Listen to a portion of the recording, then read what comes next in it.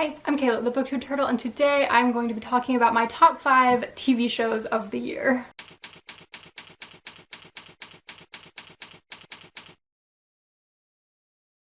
So, the last time I counted, which was not that long ago, and I haven't watched anything new since then, I had watched 27 shows this year. That is not counting rewatches, because some of the shows that I watched this year, I watched them like 5 times. Just this year. So that's a little obsessive of me, but it's fine. So I'm going to be counting down my top 5 for the year after this first honorable mention that I have. Honorable mention to The Vampire Diaries, which I finished this year. Listen, I first started watching this in high school and I was probably like 16. And I like watched up until season 4 and like halfway through season 4, and then something happened that made me so mad and I was just so done with everything that I just stopped watching it. And then like a little bit later, like a year maybe, I was like, well, I'm gonna watch it again. And I'll start at the beginning because I don't remember everything. And then I stopped at the same place and I just never got past that point. And then earlier, like in the very beginning of the year, I had this urge to like rewatch stuff that I watched in high school. So like I rewatched Teen Wolf, I rewatched The 100. I didn't finish either of those because like I stopped at a certain point and I just never finished them, and I didn't finish them this year.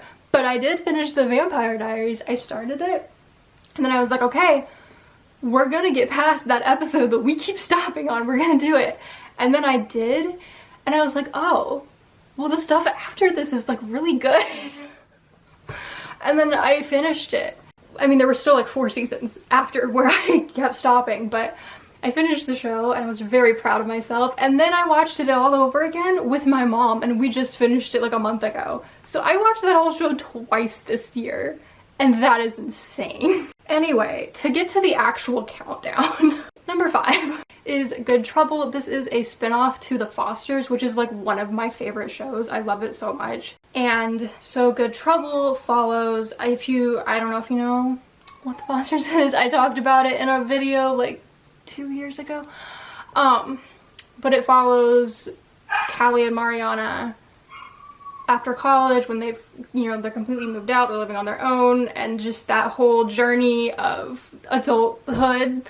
But it's really funny, and I love when the whole family pops in for an episode. That's always fun. Because in The Fosters, it's about Callie, who is in the foster care system, and she ends up in this family who already has 3 kids, and it's her and her brother, so there's 5 kids total.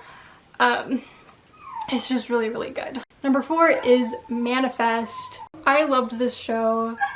Thankfully, Netflix picked it up after it got canceled, and then Netflix picked it up and renewed it for like a 4th and final season. Like, thank God for that, because season 3 does not end in an okay place. So if you don't know what this is, there's this family at the airport when it starts, and there's some kind of like overbooking or something. So a few of the family members are like, okay, well, we'll just get on this other plane, it's fine.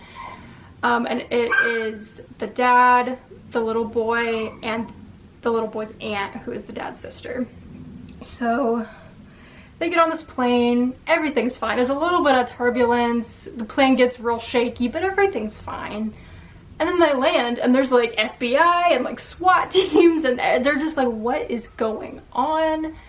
And then they find out that the plane that they were on went missing 5 years ago. But like for the passengers on the plane, only a couple hours had passed, but the whole world kept going. And it was like this weird, the plane disappeared, they were missing, then they were presumed dead because like all that time had passed. And then all of a sudden they're just back, except for the people on the plane, nothing weird happened. Then after being back for a little bit, because they didn't age while they were on the plane either, so they still looked the way that they did 5 years ago, which is a whole thing because the little boy who was on the plane had a twin sister, so now they're 5 years apart. And that's just like kind of heartbreaking in the first episode when like they realize that. Anyway, but after being back for a little bit, they realize that they've developed these like psychic abilities. There's like links between the passengers. They get these things called callings that almost like premonitions of stuff, and they're trying to figure out what's going on, what happened to them, and all of these things. It's really good. This is a terrible description, but the show is very intricate and complex, and it's really, really good. Number 3 on my list is Young Royals, which is really, really, really good. It's really, really, really good, and I cannot wait for season 2 because season 1 was, the ending was heartbreaking. And I need season 2 now. Anyway, it takes place in modern day, and it's about a prince. Are they in Sweden? I think the show is Swedish. Anyway, so he gets into some trouble, and basically his parents, mostly his mother, who is the queen, is just like, okay, you're gonna go to this boarding school where like all these other children of royalty go to, because like you're clearly not, you cannot handle being in public school, which is what he wanted, was to be in public school and just kind of live normally, but that didn't work out. So he ends up going to this boarding school, meets this other boy, falls in love. That's a whole thing. And then something happens with the family, the royal family, his family, and it kind of changes his role in the family, and suddenly he has to take on a lot more responsibility and present himself in a certain way, which is a problem for him because he's just like, I don't want anything to do with this. But yeah, so it's I don't want to say much else because I don't want to accidentally spoil something. I might have already spoiled something, I don't know, but it's really good. If you've read and liked Red, White, and Royal Blue, I definitely recommend this. They have like similar vibes. Number 2 is Outer Banks.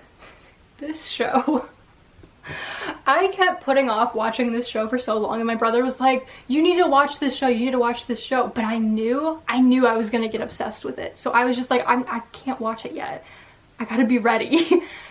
And then I started it, and immediately, like 5 minutes in, I was like, oh no.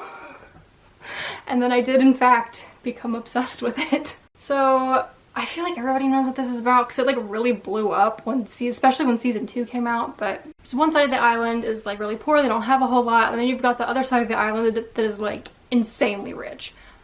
Anyway, so the main character, his dad went missing at sea 9 months prior to the start of season 1, and he knew that his dad was looking for this like shipwreck that happened back in the 1800s, that supposedly the ship went down with $400 million worth of gold on it, and his dad was trying to find it. And at the beginning, the main character, John B, just doesn't really care. He's just like, I know my dad's still out there, but like this whole treasure hunt thing is stupid, until him and his little group of friends find this compass, which was from his dad. It washed up. He's just like, this is a clue, it's from my dad, it made it all the way back to me, like we gotta finish what he started. That was I am so bad at describing things. That was such a bad description. The show was so good, and I just like did not do it justice at all. Anyway, there's a lot of action, there's a lot of twists, there's a lot of funny stuff. I love all of the characters. If you've watched it, please tell me who your favorite character is. My top 2 are, I think it's Kiara and JJ. But yeah, it was just like also like a really good balance of like adventure and action and intense things with like the lighthearted, random, funny stuff, and just them being all friends with each other and having a good time. And my number 1, which you might be able to guess because it has not yet appeared on this list, is none other than Shadow and Bone. I lost count how many times I watched this after time number 8. And those 8 times were all in 1 month. 1 month. When it came out, that's all I did for like 4 weeks, was just watch that show over and over again. It was so good. I loved it so much. It was such a good adaptation. And the crows were in there and they were just perfect. And it was just all really, really good. And I really loved it. And I cannot wait for season 2. So yeah, those are the favorite TV shows that I watched this year. Let me know what some of your favorites were. And if you enjoyed this video, be sure to like, comment, and subscribe.